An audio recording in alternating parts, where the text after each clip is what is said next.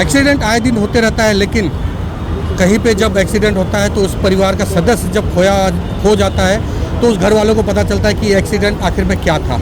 ऐसे ही एक एक्सीडेंट जो कि मैं आपको बताऊं कि गोरेगांव ईस्ट में वरराई पुलिस स्टेशन के अंतर्गत सुबह 4:20 पे नई स्कॉर्पियो ने एक दूध वितरण करने वाले बच्चों को उड़ा दिया। उसके बारे में हम जानकारी लेने के लिए पहुँचे हैं और यहाँ पे कुछ वकील हैं और जो परिजन हैं उनसे बात करते हैं कि आखिर में पूरा मामला क्या है।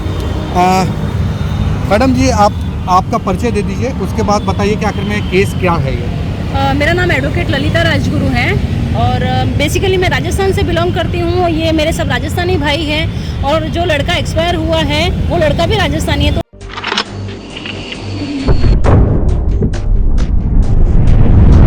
वजह से मुझे यहाँ पे बुलाया गया था। मुझे शाम को अभी फ़ोन आया, मेरे आने से पहले FIR वगैरह सब कुछ रजिस्टर्ड हो चुकी थी और बच्चा अभी ख़त्म हो चुका है।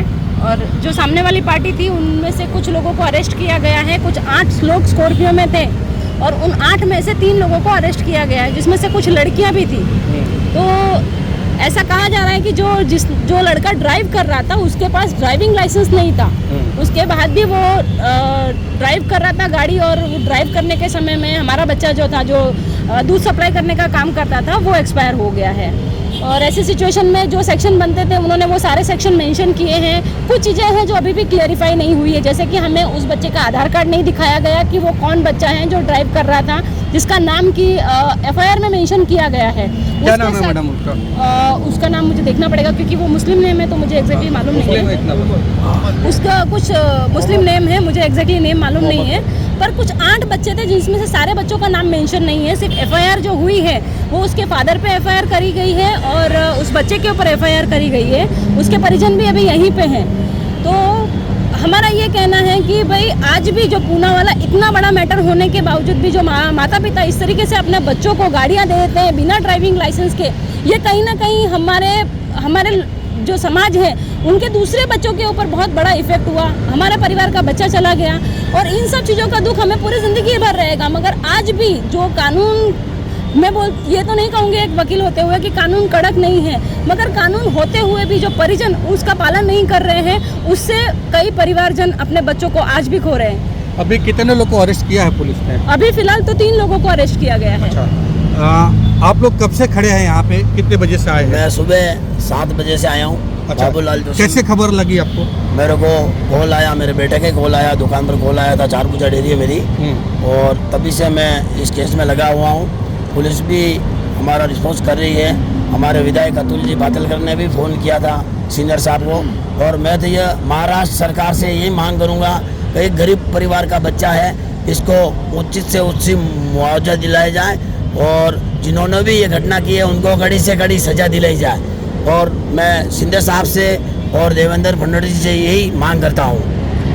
आप पूरी घटना को देख रहे हैं सुबह से, क्या कहेंगे? 12-1 बजे से यहाँ पे आया हुआ हूँ, पूरी घटना को देख रहा हूँ। अभी इसमें सबसे पहले ज़रूरी है कि हमारे राजस्थानी और मेवाड़ लोगों की एकता का परिचय अभी देने का वक्त है। हमने अपना बच्चा खोया है और इस तरह से किसी भी तरह का जो हानि हुई है पूरे क्षेत्र में, आज पूरे मुंबई में अगर मेवाड़ के लोग हैं, जो बहुत से लोग हैं जो कि यहाँ पे दूध का सप्लाई का काम करते हैं, दिन रात सेवा करते हैं, और एक सेवा कर की जो है डेथ हुई है इस तरह की अनहोनी में, और ये हिट एंड रन का 101% मामला है, तो कड़ी से कड़ी कार्रवाई चाहिए। मैं अंतर्राष्ट्रीय हिंदू परिषद की तरफ से भी मांग करता हूँ कि हम लोग साथ देकर कड़ी से कड़ी कार्रवाई में योगदान करेंगे।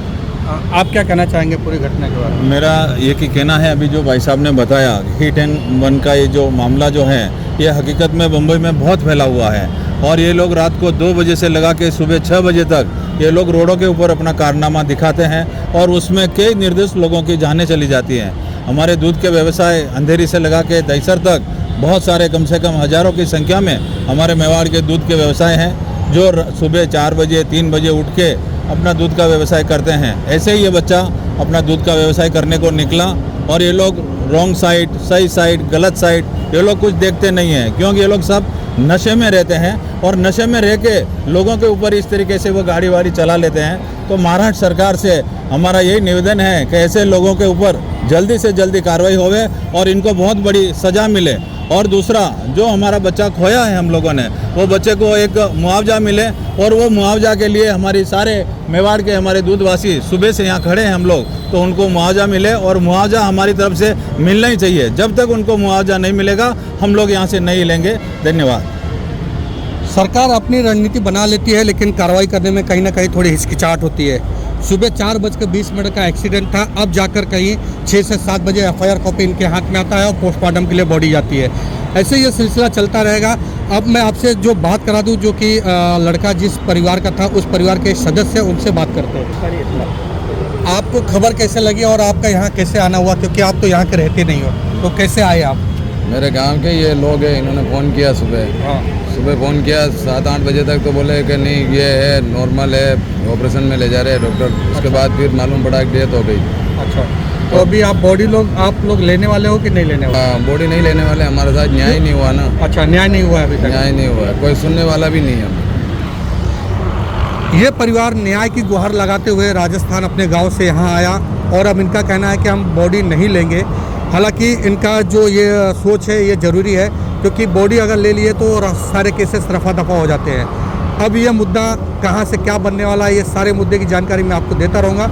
जिस तरह से ये एक्सीडेंट दिखाई दे रहा है, हालांकि वनराई पुलिस स्टेशन पूरा सपोर्ट कर रही है, लेकिन अभी भी इसमें भी बहुत सारे काले चिट्टे खुलना बाकी है।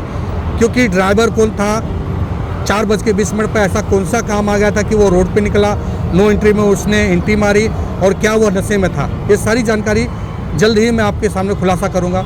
मैं संजय मिश्रा, लोकमित्र न्यूज़ चैनल, गोरेगांव ईस्ट, वनराई पुलिस स्टेशन।